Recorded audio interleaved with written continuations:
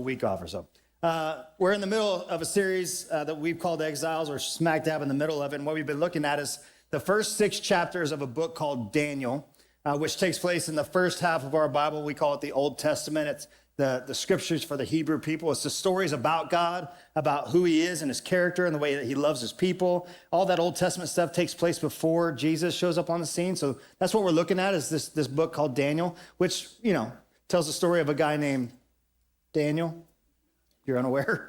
Daniel and his best buds, Shadrach, Meshach, and Abednego. And we've been looking at what their lives look like. What does it look like for the people of God to be taken out of their homeland and placed in another country as exiles? And what does it look like for them to honor God through their lives while they're in a place with people who don't honor the same God that they honor? And so we're trying to answer a question in this series. And the big question is this: how should people who trust in God live in a world that doesn't? How should we act, and what should it look like for us when we're smack dab in the middle of a culture and in a world that doesn't share the same values that we do, that they don't have the same convictions that we do, that don't follow the same God that we follow? What does that look like? And today we're in Daniel 3, and you don't even have to be a church person to know the story about what takes place in Daniel 3. Whether you've been to church one time or maybe even never, you've probably heard some of the story that we're going to be talking about today. You might be familiar with it a little bit. But before we jump into that, there's something that I want to do that I think will be fun.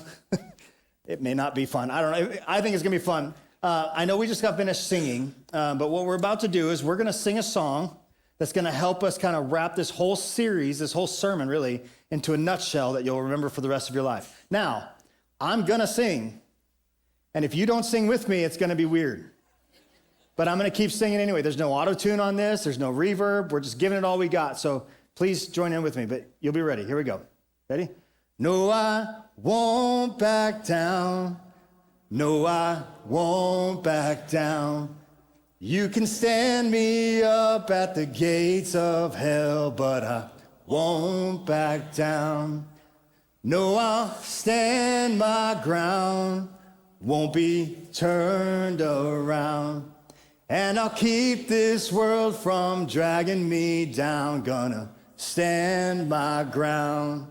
And I won't back down. Oh, I was really hoping somebody would go for the Hey Babies, but I wasn't going to join them. They'd be the only one. It would be awesome. Anyway, we all want to believe that to be true, right? We all want to believe that to be true, that we would be the ones. That we would be the ones that wouldn't just go with the crowd. That we wouldn't back down. That we wouldn't follow what everybody else is doing. This isn't even a Jesus follower thing. This is just a human thing. That we would be strong enough in our convictions, that the things that we believe to be right and good and true in the world, whatever they may be, that we would stand for those things, that we would be the ones to do it. That, as our mom said, right, that we wouldn't jump off the bridge if our friends did so. Well, back in 1951, there was a psychologist, Solomon Asch. He conducted an experiment that you may have heard of. It was pretty popular at the time, and people have talked about it before, called the Asch conformity experiment. And what he did was he took a group of college students. He took 8 college students and brought them into a room together and actually told all of them that they were there for a vision test. They were just testing their vision. Now, what most of them were on board with the psychologist. They were kind of actors. 7 of the 8 were actors. One of them was the only one who didn't know what was really going on here. And what he did was he'd hand each of them 2 cards. And the cards looked like this. They had one line on the left and then 3 other lines on the right, and then it was their job to simply determine which line on the right matched the line on the left. It's pretty simple. The answer is 2. And what he would do is with these 7 actors, is for the first 3 or 4 rounds, he'd have them all give the right answer because it's pretty obvious. We'd go from number 1 all the way to number 8, and number 1 would give the right answer, and the rest of them give the right answer as well. And the only one who wasn't in on the gig, right, is contestant or participant number 8, if you will. Well, then they were all told at the same time, so the same round, let's just say the 4th round, to simultaneously and emphatically pick the wrong number. All of them. So they'd all pick the wrong number. They'd all look at it and go, obviously it's 1. And then all the way down the line, all 7 of them would say 1 until we got to number 8. And number 8, 75% of the time, would pick the same wrong number that everybody else picked. And then when interviewed by Asch afterwards, he'd say, hey, what was that all about? the participant would say, hey, I didn't change my mind. I 100% knew it was the wrong answer. I just feared being ridiculed. I feared being different or seen as different than the rest of the group. And this behavior is known in psychology as normative social influence. It's the tendency to conform or to change in order to fit in with those around you. And so sure, I'm sure you would be in the 25%, right?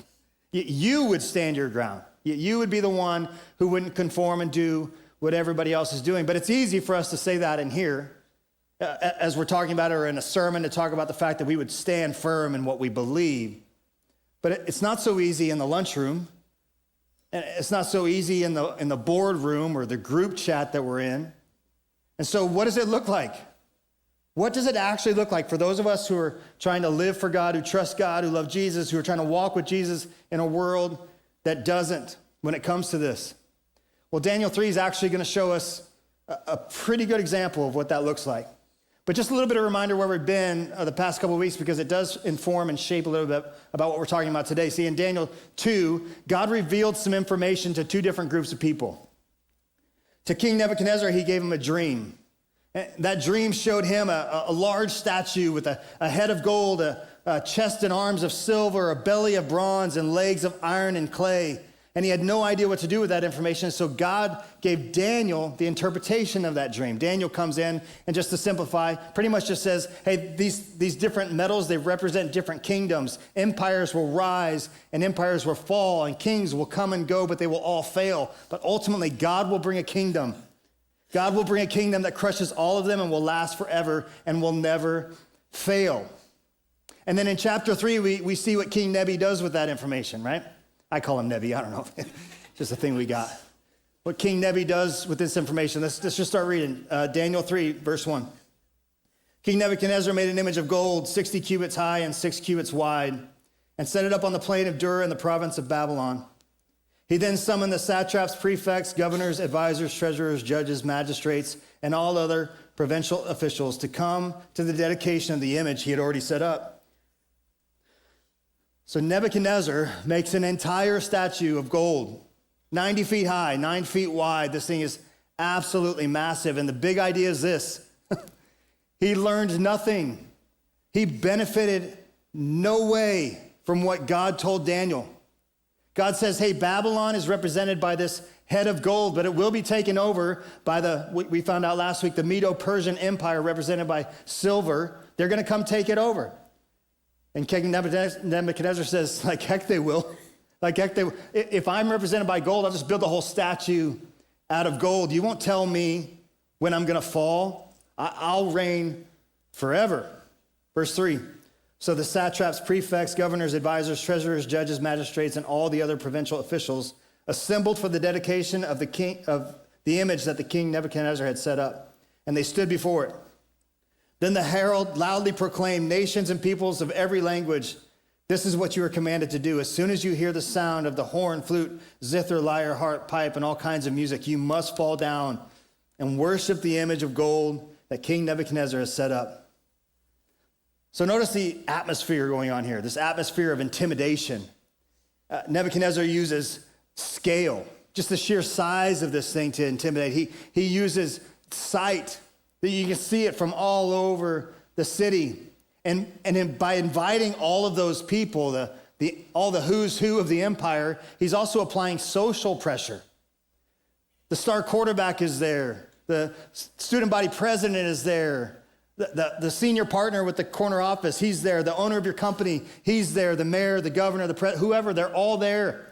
Anybody who's anybody is there, and they're all prepared to do what the king asked him to do.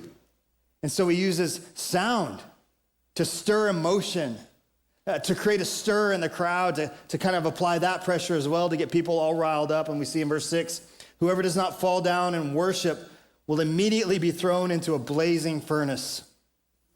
And so he adds this pressure. Immediately kind of gives us the idea that it was probably right there on site. It was probably what they had just been using to smelt the gold to build the statue that he's talking about in person. He's saying, either you bow to that, or I'll throw you in this. It was right in their line of sight. You submit, or you'll be punished. Verse 7, therefore, as soon as they heard the sound of the horn, flute, zither, lyre, harp, and all kinds of music, all the nations and peoples of every language fell down and worshiped the image of gold that King Nebuchadnezzar had set up. What do people so often do? What have you maybe fallen victim to, or the people around you? What have you seen them do when intense pressure is applied? When fear is utilized, intimidation is utilized, they bow. Maybe not physically. We don't see people bow physically much anymore, but we see them conform and change. We see them slowly pressed into the mold that the world is trying to force them into. We've seen it throughout all history. This is how dictators and evil powers come into power throughout our world and throughout history. We've seen it play out in our own lives and our friends around us. And as a follower of Jesus, we're not immune to this.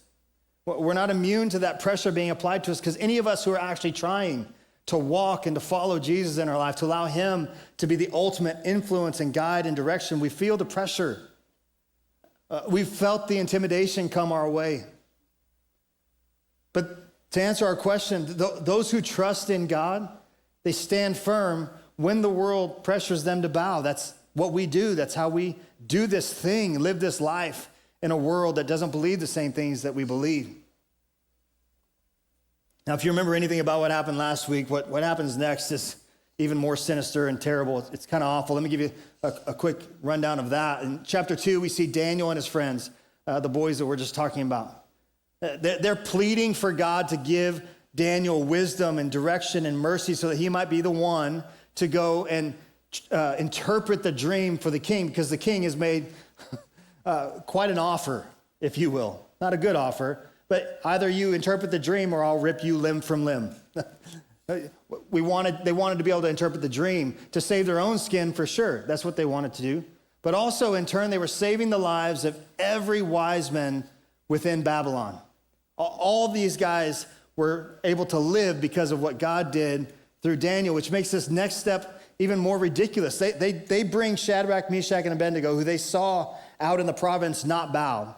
And they think, man, if we can get them before the king, then we can rise to power. We can overthrow these guys who have kind of taken our spots. And we see what happens as they do that. They bring them to the king. And verse 13, furious with rage, Nebuchadnezzar summoned Shadrach, Meshach, and Abednego, so these men were brought before the king. And Nebuchadnezzar said to them, is it true? I think it reads like this: please tell me it's not true, Shadrach, Meshach, and Abednego, that you do not serve my gods or worship the image of gold that I have set up. This is a key factor for us to see right here. Nebuchadnezzar is not frustrated with them because they obey and trust and follow God. He's frustrated because they trust and obey God alone. You can follow your God if you want to, just bow when the music plays.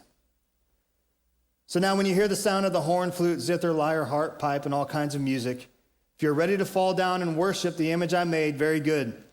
But if you do not worship it, you will be thrown immediately into the blazing furnace.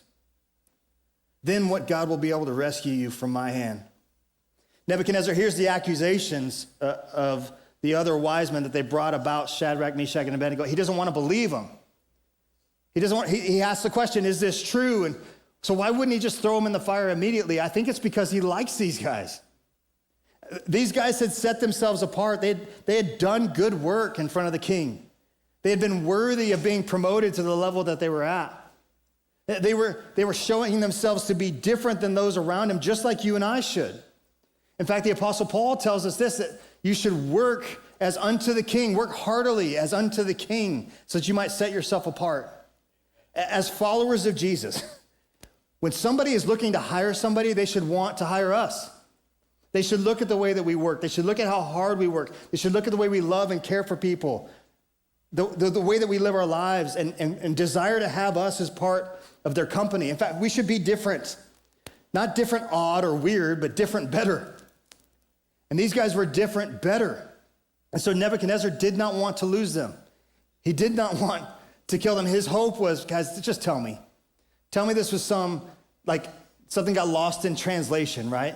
My Aramaic didn't quite work in the Hebrew. It didn't work for you. Just tell me that you didn't understand what I was saying, and now you're going to bow. That it was just one big misunderstanding. Shadrach, Meshach, and Abednego, they replied to him, King Nebuchadnezzar, we do not need to defend ourselves before you in this matter. If we are thrown into the blazing furnace, the God we serve is able to deliver us from it, and he will deliver us from your majesty's hand. But even if he does not, we want you to know, your majesty, that we will not serve your gods or worship the image of gold that you have set up. So what do those who trust in God do when the pressure is applied for them to bow, to deny their allegiance to God? Well, what they don't do is they don't rage against the king. They don't throw a hissy fit. They don't try and change his mind. They don't even try and defend themselves. They simply say, hey, what you heard is true. We won't bow. And as to what God will protect us or preserve us, our God is able to. But notice their confidence without presumption. Our God is able to save us. He can. And he can protect us. But even if he doesn't, we won't bow. They're confident in their king.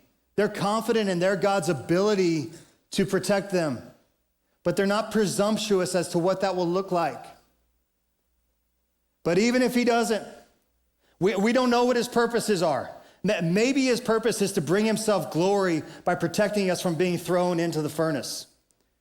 Maybe his purpose is to bring himself glory by us dying with honor in the furnace and never bowing to your gods. We don't know.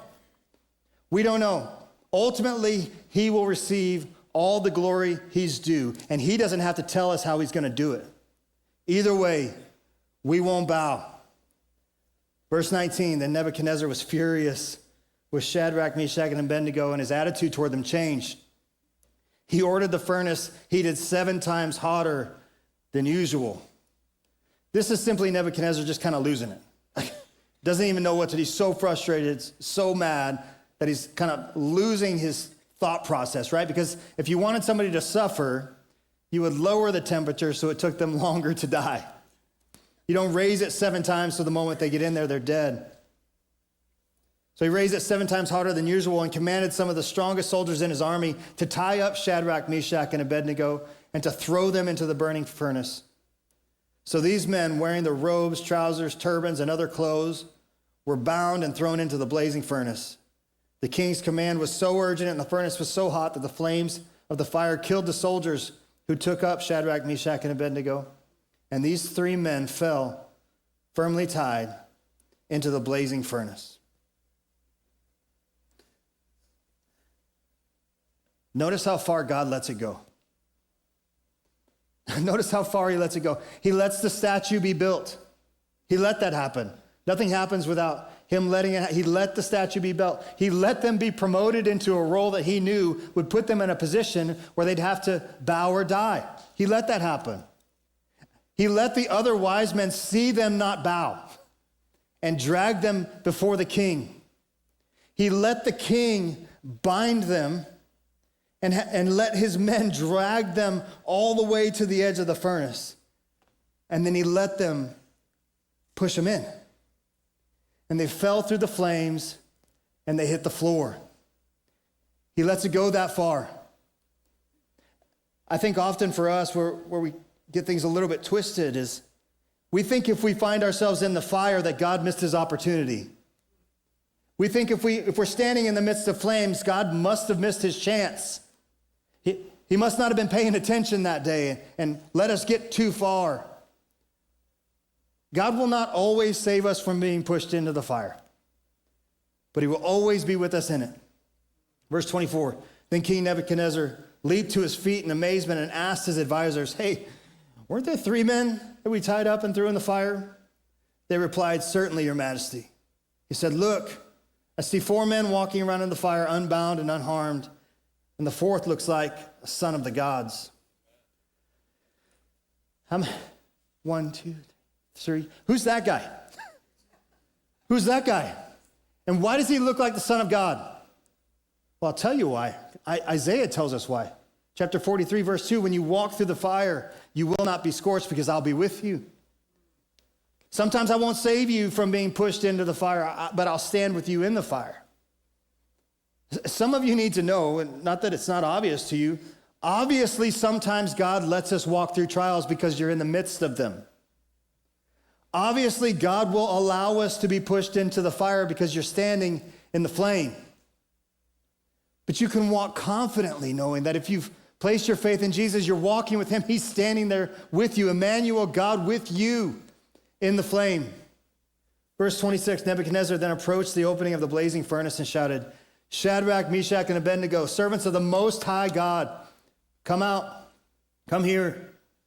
And so Shadrach, Meshach, and Abednego came out of the fire, and the satraps, prefects, governors, and royal advisors crowded around them. They saw that the fire had not harmed their bodies, nor was a hair on their heads singed. Their robes were not scorched, and there was no smell of fire on them. Then Nebuchadnezzar said, Praise be to the God of Shadrach, Meshach, and Abednego, who has sent his angel and rescued his servants. They trusted in him and defied the king's command and were willing to give up their lives rather than serve or worship any god except their own. Notice the shift here. Nebuchadnezzar says, Great is the God of the believer, and great is the believer in their God.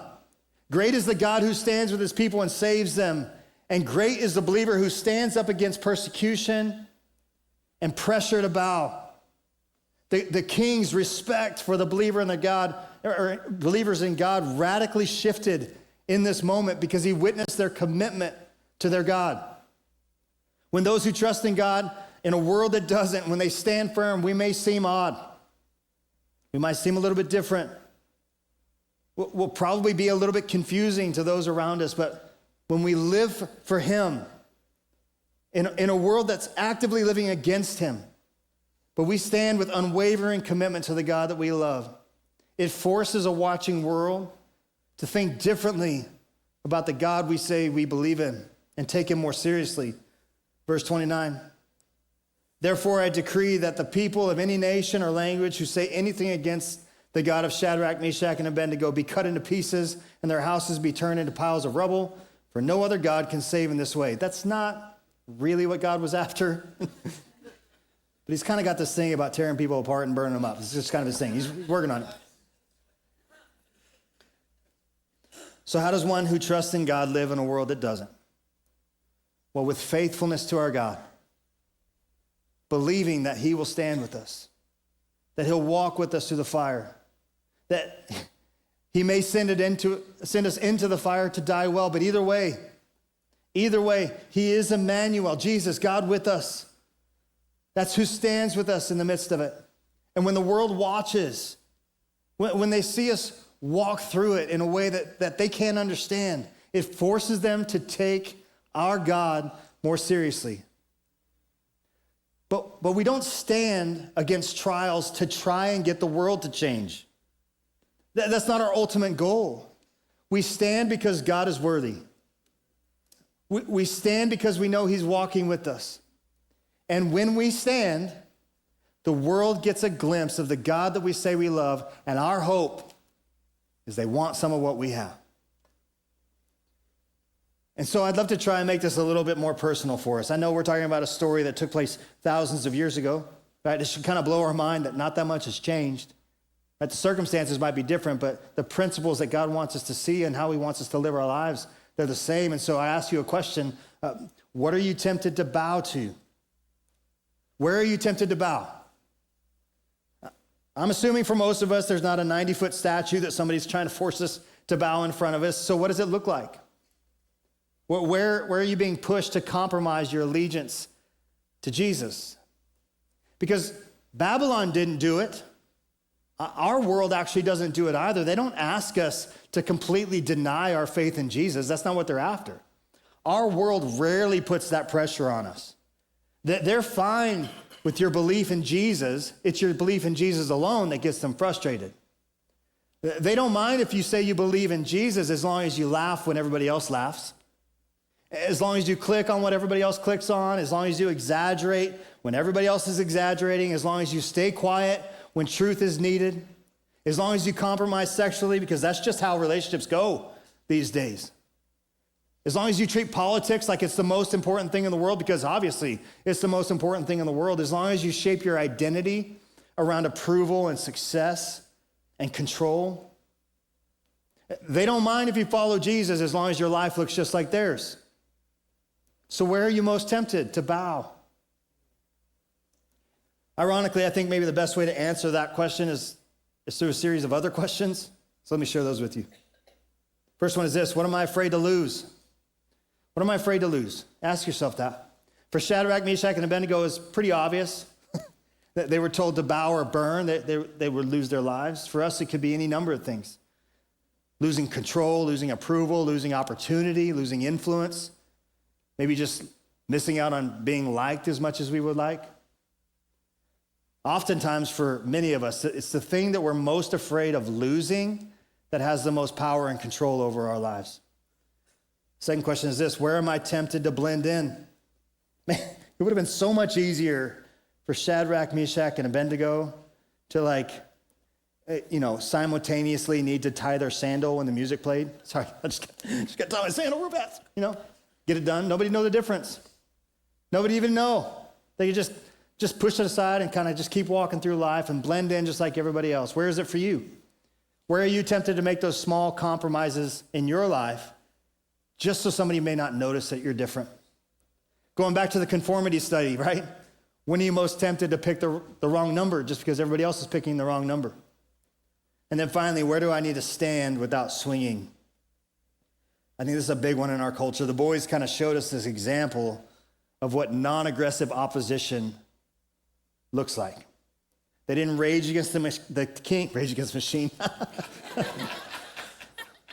It just comes out of me. It's just natural. They didn't rage against the king. They didn't try and overthrow the king. They didn't fight against what the king had to say. They just simply said, we won't bow.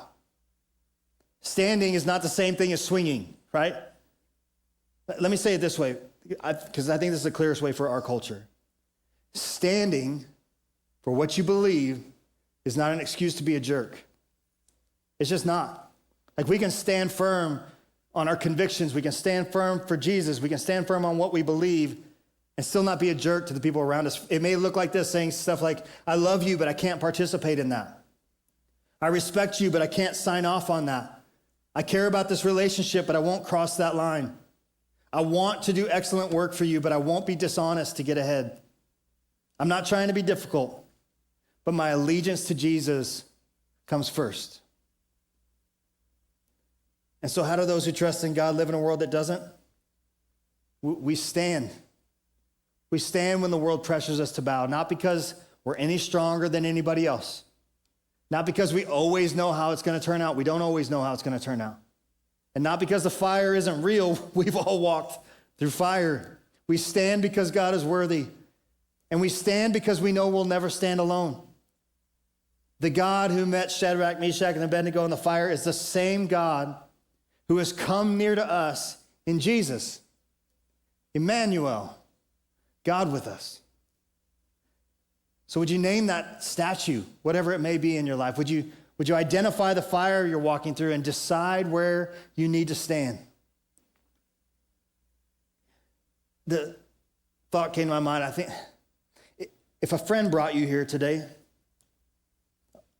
or maybe you have a friend that just seems different, that they're able to process things in a way that you don't understand, and they claim to have a relationship with Jesus,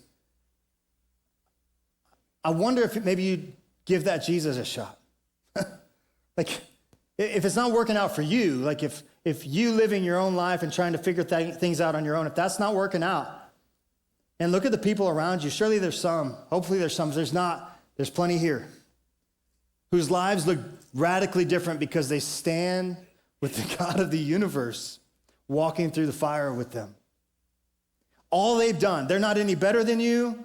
They're not even really any different than you in the fact that, man, they haven't lived a perfect life either. They've walked through fire as well. And yet at some point in their lives, they've said, you know what? I can't do it on my own. I can't walk this life alone. I've pushed God to the margins long enough and tried to do it by myself long enough. And they said, you know what, Jesus, I need you to walk with me. That's the only thing that makes them different. And so should you have a desire to know that Jesus, And talk to that friend who brought you. Talk to that friend in your office who walks a different life, who looks different, who follows this guy named Jesus, and find out more about what it looks like for you to take that step. If you ever want to have a conversation about that, man, I would love to have that conversation with you. Any of our pastors would as well. But just take that step to invite Jesus to walk through the fire with you. Those who trust in God in a world that doesn't, again, to clarify, they've placed their faith in Jesus, and they stand firm when the rest of the world bows. Would you pray with me?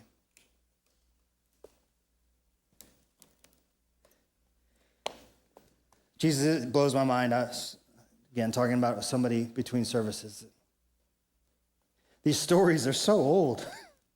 And the rest of the world wants to look at them and say they're antiquated, they're just history. They don't have any impact on our lives today, and yet we can read these stories and see that nothing has changed. Nothing's changed. The circumstances are different. We're not being overthrown by another empire today. But we have pressures in our lives to make these small compromises just like these boys did. And so I pray for your strength. I pray for the young students up front that'll be going to school here soon, that as they walk through the hallways of their school, that you give them the strength they need to stand courageous, because I believe that should they do that and they walk with you, even in the pain they might feel in the moment, that ultimately you will honor them, you will show favor upon them, they'll get to experience their friends' lives being forever changed because of the work that you've done in them. I think there's so much in store for them as they walk with you throughout their school life. And the rest of us in the work world, it's not like it gets any easier.